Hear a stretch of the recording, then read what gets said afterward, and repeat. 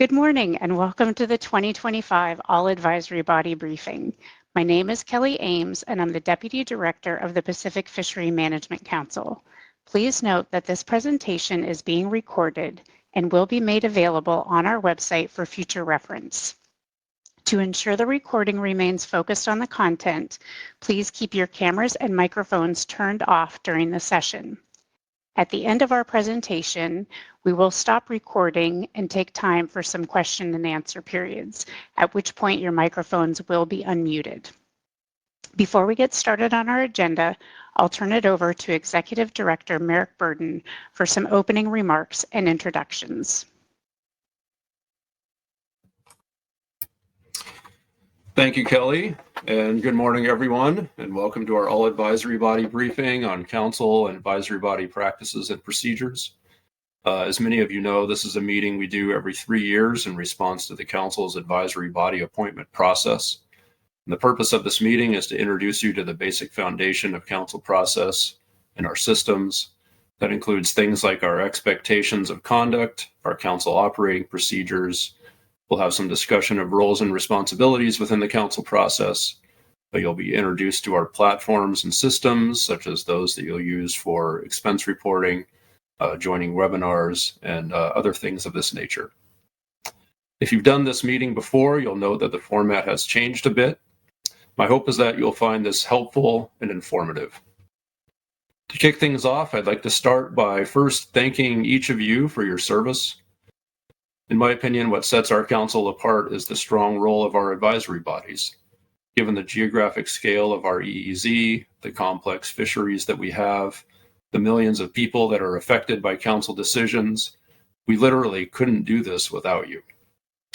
As a member of our advisory bodies, we will ask a fair amount of you, and we recognize that you are often asked to give up fishing time, time spent with friends and family, and that you do this as an act of service and as a way to give back to our fisheries and communities. So thank you. Before I turn things back over to Kelly, I want to take a minute to introduce our staff to you all. As a member of an advisory body, we as Council staff are here to help you, and we do so by structuring the Council process, setting up meetings, identifying meeting locations, managing the back-end administration, doing analysis of Council actions, acting as a facilitator of your meetings, and various other things. You'll also find that as Council staff, we like to get things done, and we share your passion for our fisheries. I don't think you can find another group of people that work as hard and as effectively as Council staff do. And again, we see one of our primary tasks as being here to help you do your job as an advisory body member. So thank you for participating in today's call. Please know that if you have questions after this call is complete, that we are here to help. And if you were to dial us, you would get one of the people that are up on the screen there in front of you. And once again, thanks. And back to you, Kelly. Thanks, Merrick. I would also like to congratulate you all on your appointments to serve on a Council advisory body. The Council manages fisheries from 3 to 200 miles off the coast of Washington, Oregon, and California under the authority of the Magnuson-Stevens Fishery Conservation and Management Act. As Merrick noted, advisory bodies offer valuable insights and recommendations to guide the Council's decision-making process and subsequent recommendations to the National Marine Fisheries Service. Each advisory body is assigned a Council staff officer who is available to answer questions to your specific advisory body assignment and the fishery management plan that you serve. Today, I will provide an overview of the advisory body member responsibilities and expectations. Then Chris Kleinschmidt, our IT manager, will cover the platform's policies and procedures. At the conclusion of the presentation, we'll stay around for any questions and answers. Here is a screenshot of the Council website that details the responsibilities of Council staff. Throughout our presentation, you will see similar graphics demonstrating where information can be found on our website. Please take the time to familiarize yourself with our website. Our IT staff have done a great job making information accessible. Alrighty, let's move into our agenda, where we will first cover advisory body member responsibilities and expectations. We'll start with some opening remarks from Council Chair Brad Pettinger and Vice Chair Pete Hassemer. All right. Thank you, Kelly, and welcome everyone. Really glad to have you all serving on the advisory panels for the council, and they're just so valuable to the council process. I'd just like to point out that remember that you are an ambassador for your fishery or sector, so it's important that you are respectful of everyone at the table. Having good relationships with your fellow advisory panel members are a key function to having productive input into the council process. And we really look forward to hearing from all of you at the start of the 2025 season here in March. So, just I'd like to point out that there's a term that goes around called the council family, and it sounds kind of corny to a certain extent, but a lot of folks around the table, if you're new to the council process, you might have a lot of strangers now, but I guarantee you before you leave that you'll know them quite well, and you really look forward to seeing them at the start of every council meeting. At least I would hope so. And it's just really good people around the table, great staff, and I just welcome you to the council. So thank you.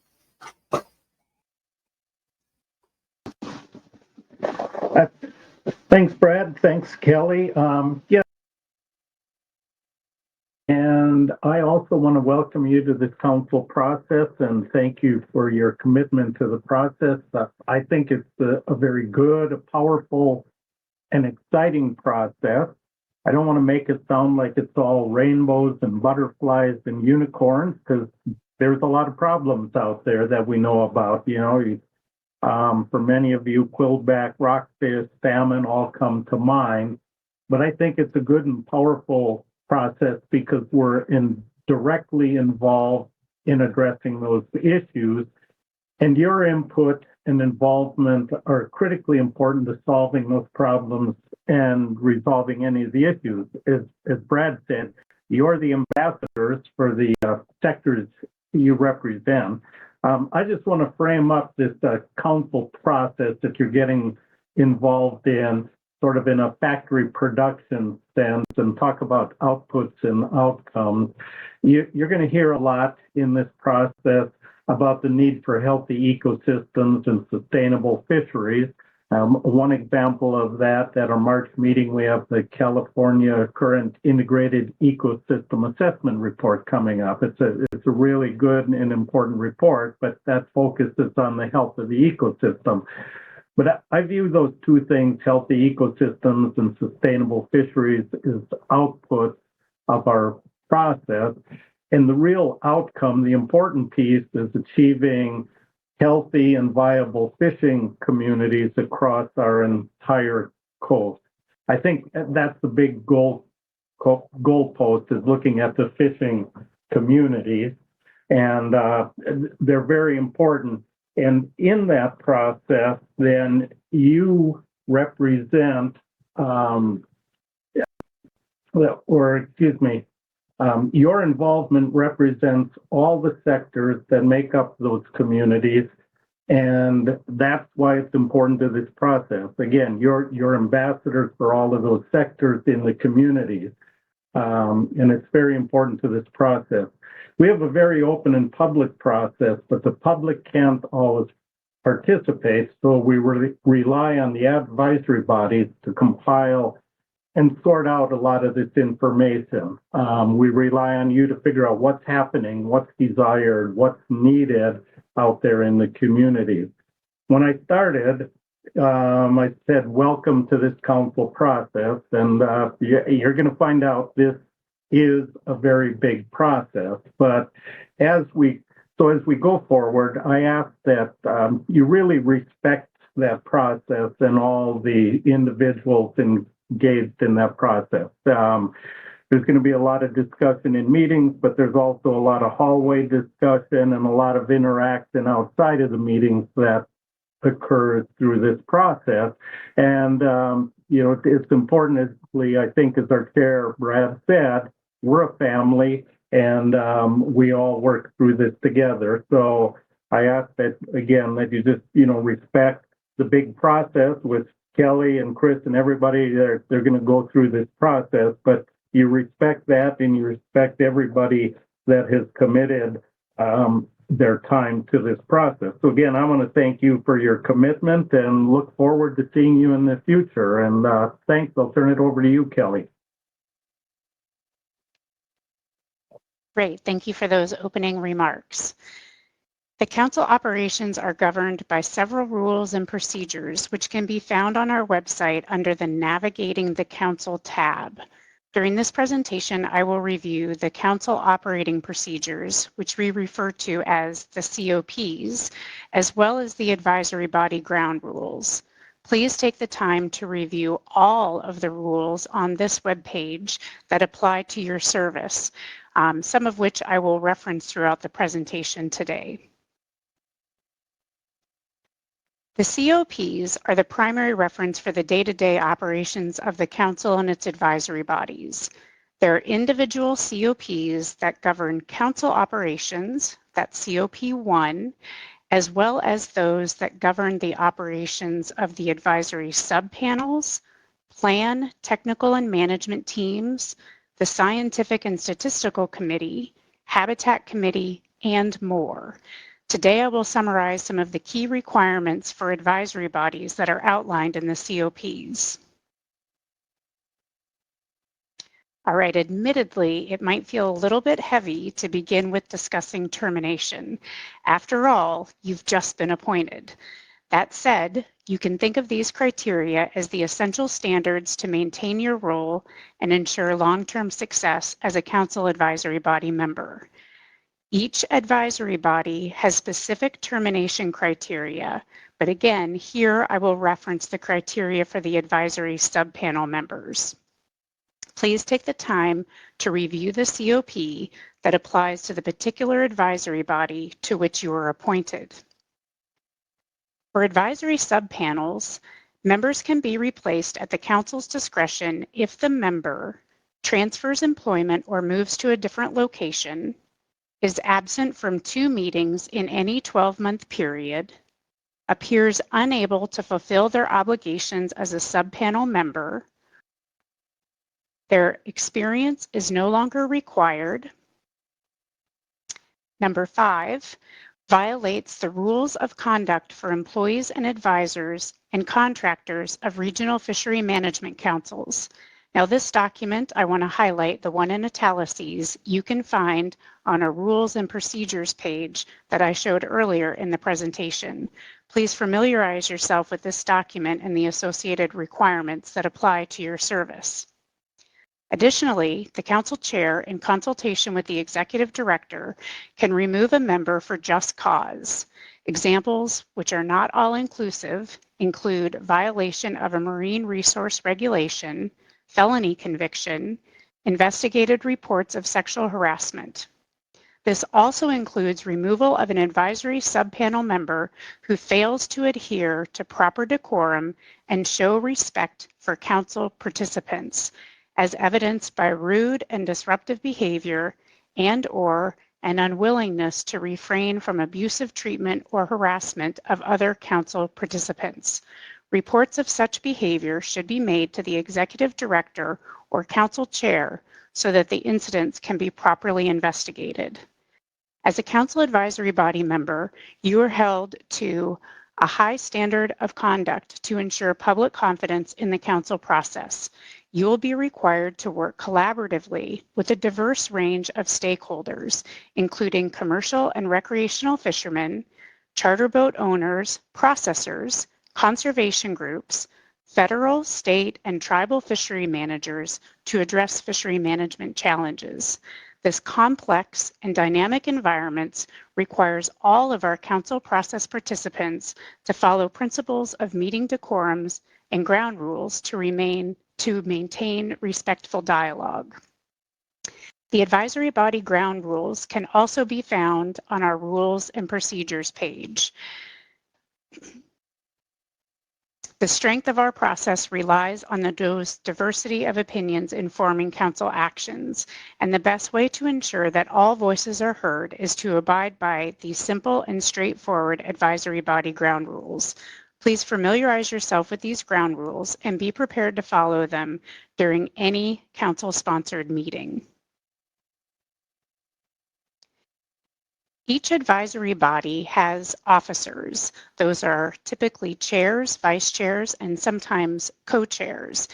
Those individuals are responsible for upholding the council procedures, including the ground rules and meeting decorum provisions. They are also responsible for reporting their recommendations to the council.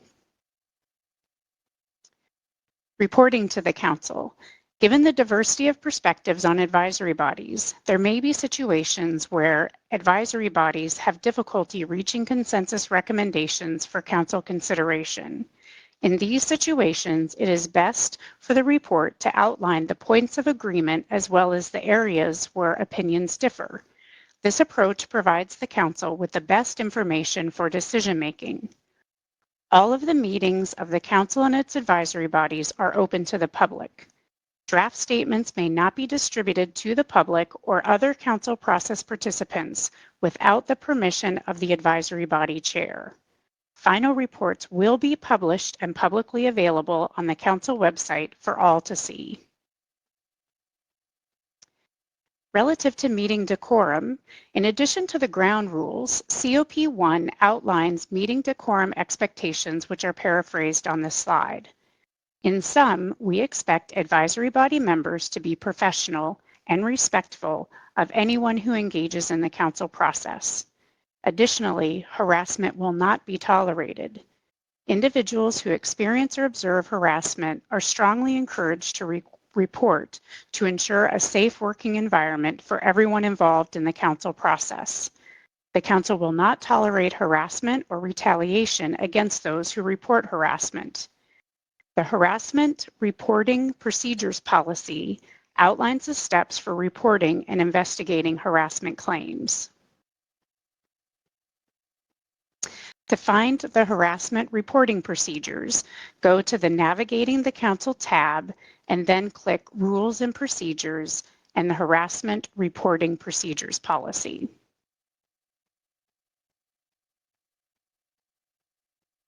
Attendance, alternates, and stipends. In addition to the meeting decorum expectations, the council expects that advisory body members will attend all meetings, though provisions provide for 2 absences per year, and in these circumstances, alternates may be approved. The COP for each advisory body outlines the process for requesting alternates. This slide contains the process for advisory subpanels. In sum, requests should be sent to the Deputy Director, which is me, and require the approval of the Executive Director. Requests must be received at least 30 days prior to the first day of the advisory body meeting or the first day of the council meeting held in conjunction with the advisory body meeting. I want to reiterate this 30-day requirement, particularly for those who have previously served on a council advisory body. During the COVID era, we waived the 30-day requirement and approved many alternates within the 30-day window. However, moving forward, we will be strictly enforcing the 30-day requirement. This is essential to ensure a smooth onboarding process for the alternate and to avoid the significant costs associated with last-minute travel arrangements. Stipends. Subject to the availability of appropriations, stipends may be paid to members of advisory bodies who are not employed by the federal government or a state marine fisheries agency. Stipends are based on attendance records, and individuals requesting stipends must respond to the council staff inquiries and submit the required forms in a timely manner. Travel. Meeting invites, which constitute your official travel orders, are sent by council administrative staff from a NOAA.gov account. Please read the email and the attachments as they provide important information. Please also respond in a timely manner, but no later than the deadline contained in the memo. Here is an example of the advisory body invite for the March 2025 meeting, which is scheduled to be sent later this week. So don't panic if you haven't seen this yet. This is a preview of what will be coming later this week. The invite contains the list of advisory bodies authorized to travel under council funds. It also includes the hotel address and a quick reference guide to the council and committee agendas. The invite also contains the per diem rates, which are the amounts eligible for reimbursement. Lastly, the invite includes the authorized travel dates by advisory body, including footnotes regarding the meeting start times and the process to request an extended stay should travel logistics not allow for same-day travel. I want to make sure that folks are really honed in on this footnote. It is often one that is missed. Not all of our meetings start at 8 a.m., so you can find the time for your committee start time in either the quick reference or by looking at this footnote in the meeting invite. Reservations. The meeting invite also includes a link to a JotForm where you can request your hotel reservation. This is a graphic of the JotForm that we're using for the March council meeting. Note at the top of the JotForm is the deadline by which you must submit your request for a hotel reservation. If you do not make the deadline, it is possible that accommodations may not be available.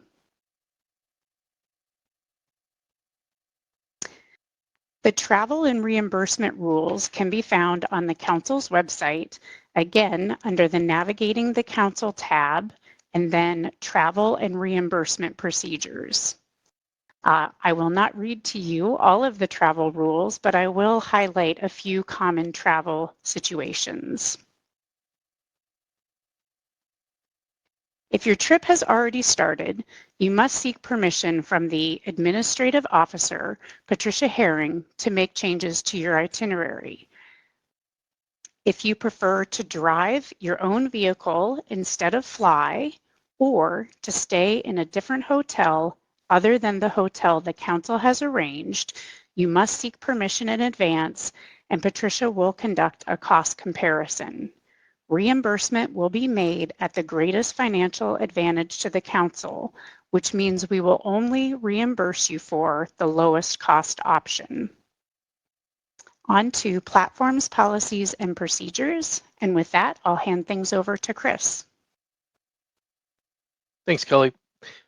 Today we're going to go over the 3 pillars of resources that you will be using as you have your time here with the council. First, we'll be navigating the website, which Kelly's done an excellent job starting off with. We're going to dive into a few other aspects of the website that you should be familiar with. So this is our home page, and at the top, you'll notice that we have an upcoming council meeting and a previous council meeting section. This is to make it top of mind, easy to access for the most recent meetings. And then beyond that, you can drill down into more details for each of those specific meetings. We will put quick access links associated with these meetings below, and those will drive you to the different documents that we post associated to the meetings. And then if you have the need to look at either upcoming meetings or previous meetings, you can expand the council meetings menu item on the left and navigate to those locations as well. It's important that to note that clicking on the meetings details link on the council meeting section will take you to the dedicated meeting page for that specific meeting. And that's where you should start all of your meeting preparations, because we will provide all the details for various briefing book items, travel, etc. for that meeting all on that specific page. This is an example of that page. So this is a dedicated meeting page, and in this example, it's for the September 24 council meeting. You'll notice that the top has the meeting dates, the location, deadlines for things like public comment and reports. as well as a series of tiles below that are going to take you to various aspects of the meeting, such as the agenda or the e-portal for our public comments. This is where you'll access your briefing book materials, and then there's always a how-to and FAQ section. Selecting the briefing book icon will take you to the dedicated page for that, and those are posted in advance of the council meeting once the deadline has passed. The briefing book page is your one-stop shop for all of the items related to the council meeting, and where you'll find most up-to-date information. Anytime that we have a revision or a replacement of a document, it's always done there, so that is where you should be consuming all of your briefing book content. The e-portal for public comment is also linked within that briefing book page, and you can navigate there to look at any public comments that have been submitted during the open comment period, as well as signups for our oral testimony period. In an effort to be more green and reducing shipping costs and staff hours, the council has gone paperless, so all briefing book materials are electronic only on that briefing book page. Scrolling down the home page a little further, you will see that we have a recent news and an upcoming events section. The recent news is a grouping of announcements and upcoming events, such as meetings that may have been scheduled into the future. Whereas the upcoming events section is a list of meetings, the next 5 meetings that come up chronologically on the calendar. So an example of the difference between these is you might see that we posted in July 31st for a September council meeting, but at the time of this posting, maybe there was more meetings ahead of it that would show up on the upcoming events section. So both are important. The one on the right for upcoming events, it really just drives you to the most recent events or the most upcoming events that we are hosting. There's a view calendar link at the bottom of the page, and this is going to take you to the council's calendar. This is where you will find hyperlinks to those events. So should you know an event is coming up outside of the first 5 that are on that previous page, you can go to our calendar to get to the meeting details there. The calendar is also accessible at the top right-hand corner of every page on the website, as well as under expanding the news and events section. So there's multiple ways to get to our calendar. By selecting one of the calendar entries, it'll take you to the event page for that event. So in this example, this is the Ad Hoc Ecosystem Work Group event. And you'll notice that we have the ability to add it to a calendar. So you can use that function to add it to your own calendar. It'll also have the details for such things as the Ring Central meeting ID, if it's a hybrid or virtual only meeting. It's where we're going to post our meeting materials for that event and where you can get all the pertinent information for details related to each event that we host. Back to the home page, if you expand the council meetings menu item on the left and then drive down to previous meetings, you'll see a listing of all previous meetings with the location, the date range, and a series of hyperlinks underneath each meeting that indicates kind of our key documents. So when a meeting wraps, the decision summary document, the recordings from that meeting, the meeting agenda, and the transcripts are kind of our high-touch documents so that you can go back and see what the outcomes of that meetings may have been. As time goes on and we finish the transcripts, you can see in the example below in April, the transcripts links is added, and that's so that you can go through and read through the dialogue if that's something you need to do for some research. So those quick links are for you to jump directly to those items. However, if you select the meeting itself, it will also take you to the dedicated page, such as in this example, the March meeting will take you to the dedicated page where those same links will be in those tiles below, including some additional links that don't show on that primary page. The meeting recording section will take you to our council YouTube page. And the council started doing YouTube recordings a number of years ago as a means to go back and re-listen to a specific meeting day. If you go to that meeting page's link, it will take you to the playlist for that meeting. You'll also see that each day's proceedings are available for anybody to listen to at the end of each day. We try to quickly get them up and also add the details for that day's timestamps, as you'll see here in a moment. So to select a specific day, you simply select it from the playlist, and that will start the meeting recording for that day. You can jump to other days within the playlist to the right, and down below you'll notice that there's a button that says More. By clicking that and expanding it, you will see the timestamps for each agenda item. So if you were only looking to go back to a specific day to, for example, listen to C2 salmon management, you can click on that hyperlink, which will jump you into the recording to that section. And it's a very handy way to go back and listen to the sections that are pertinent to you. Beyond that, on the home page again, the FMP navigation section is shown when you expand council meetings, or excuse me, fishery management plans, and our main FMPs are listed there, and underneath each of them you will find additional details. So by expanding the fishery management plan menu, you'll expose the subpages. They have dedicated landing pages for each of those FMPs, and all of the content specific to that FMP can be found in that one area. We also offer a fast facts and a social media presence. The council produces a tool called Fast Facts, which is basically a web page that's dedicated to that upcoming meeting. It's going to include the top 4 to 5 pieces of information that you would need to know to arrive smoothly at that council meeting.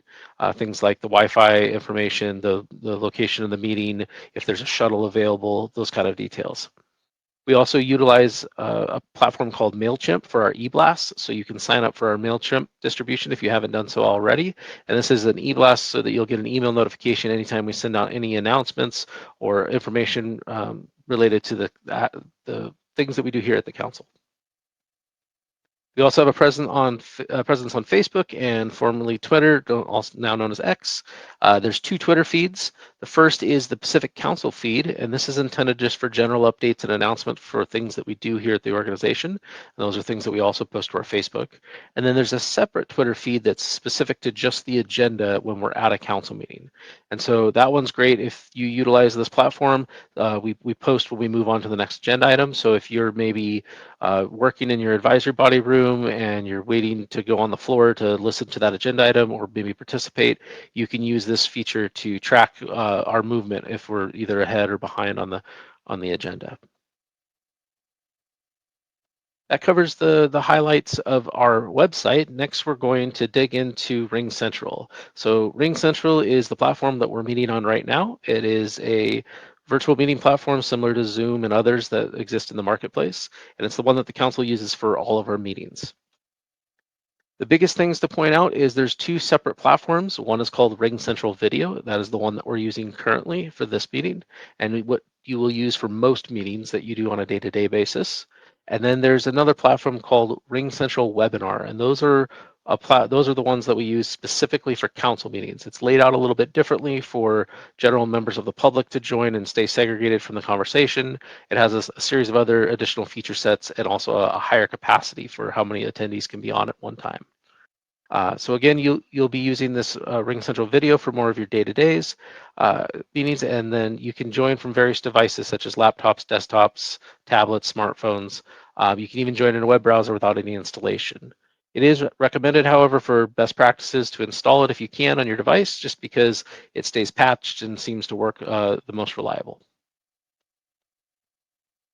Furthermore, on the website, we have a how-to and frequently asked questions page. So if you expand our resources menu on the left, the how-to and FAQ is there. It's also a tile that you'll see on every single dedicated council meeting page that will drive you to the same location. This is where we put detailed instructions on things like how to join our meetings using Ring Central, how to sign up for oral testimony, for example, or maybe give a written public comment. It has different instructions for things like submitting a PowerPoint or other visual aid if that's something you're going to be doing during the council meeting. And it also will link you to some of our other FAQs and travel details. Joining the meeting remotely was the big one that we drove a lot of traffic to, especially as we were going through the COVID era and getting more used to these online virtual meeting platforms. However, most people these days are pretty comfortable with where we're at. This screenshot here is an example of the Ring Central video platform. So you'll notice the controls are at the bottom. Let me go back there, excuse me. So muting and unmuting, starting your video. If screen share is enabled, you'll see that there. There's also a chat function. And if you expand the more button, it is also where their hand raise icon is. This platform does look a little bit differently on a Mac versus a PC. This is a PC screenshot that you're seeing here. But generally speaking, they're very, very similar and common to almost every other platform on the market today. If you expand the little uptick arrow next to your microphone, that's where you're going to find things like the ability to change microphone sources. So if you have a headset, for example, or maybe it's a laptop and the microphone's built into the lid of the laptop, you can adjust those settings here.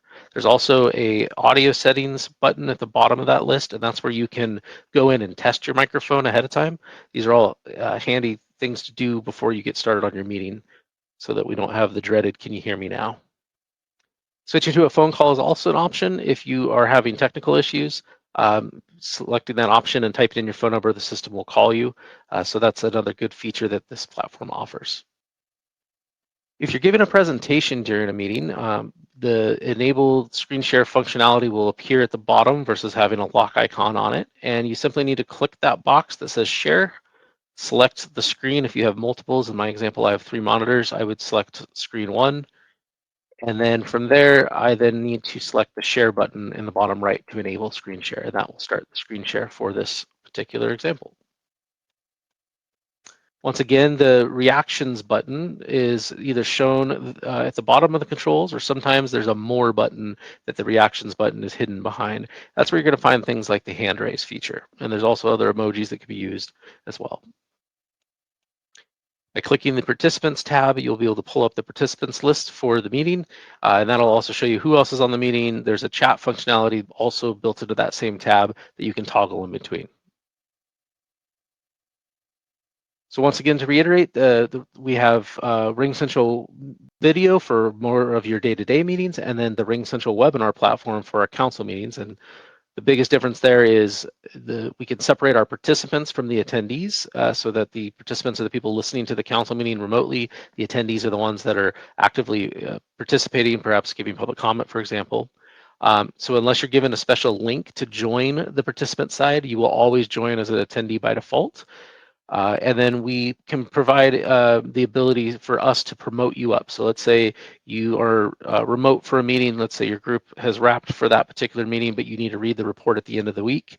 You can join as an attendee, use the hand raise function, or email us to get our attention that you need to be promoted up, and we can enable your microphone so that you can give your reports. And this is how we manage all of our hybrid meetings without the interruption of people joining and maybe leaving with microphones muted or unmuted. All right, and the final component that we'll cover today is the Concur system. So Concur is what we use for our reimbursement for travel. It's our expense claim system. And this overview today is not going to be an all-inclusive how to file one. We have videos for that, but it's just going to show you the highlight reel of what you need to know for getting reimbursed for travel. So the council uses Concur as a platform for booking our travel and managing reimbursements. You will need to set up a profile and attach a bank account for the deposits of your reimbursements to be made into. And booking travel can also be done within this platform, which by default will charge the travel to the council credit card versus your own. You're also welcome to book your own travel and just wait for reimbursement if you prefer to do that. There is a Concur app that you can do, you can have on your smartphone or tablet, and I found it to be a handy tool for snapping photos of receipts while you're on the road so you don't have to hold on to them. However, my experience has been it is not the easiest to do your full claim through the app. I would recommend using the website instead. If you visit our main website, and Kelly had alluded to this earlier, and you expand the navigating the council section, travel and reimbursement Concur is listed at the bottom. That's where the travel rules that she talked about earlier is located, as well as instructions for setting up your multi-factor authentication, which is required by Concur if you run into problems there. It also has some videos that will walk you through how to file an expense claim. And those are the videos there. So the expense claim process can be done pretty quickly, actually. And so we put together a series of videos that kind of take you step by step on how to file different aspects of the claim. Concur recently did update their website, so the look of the video does not quite match what the current website looks like, but all the steps are fairly similar, and we will be updating our videos to match the current layout here shortly. And then finally, as Kelly said at the beginning of this presentation, we are here to help you. We are your resources if you get stuck with something or you need some help finding something on our website. So please don't hesitate to use the Contact Us feature on our website. It's at the top right-hand corner of every web page you can go to, as well as under the Navigating the Council. It provides you a list of all the staff that we have here at the Council, our phone numbers and email addresses, and our areas of responsibility, so that hopefully we can get you to the direct person to help walk you through anything that you might need some assistance with. With that, I'll hand it back to Kelly. Great. Thank you, Chris. And thank you, everyone, for your time and attention today. For next steps, please take the time to familiarize yourself with our website and the platforms that Chris just covered. Please also reach out to the staff officer assigned to your committee if you have questions specific to your advisory body assignment or the fishery management plan. If you have not yet returned your intent to serve form, please sign and return the form as soon as possible. Please also monitor your inbox closely and respond to council staff inquiries as soon as possible. And as a reminder, emails from council staff will include a noaa.gov email address. As we noted at the beginning, this meeting was recorded and will be posted on our website for future reference. We will now be ending the recording, but staff will remain on the line for any questions or follow-up discussions you may like to have regarding the presentations today.